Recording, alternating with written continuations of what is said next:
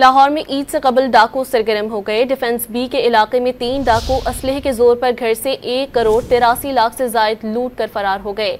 मजीद जानते हैं don news के नुमाइंदे वसीम रियाज से। वसीम, बताइएगा वाक़े से मुतालिक क्या तफसीलात हैं आपके पास?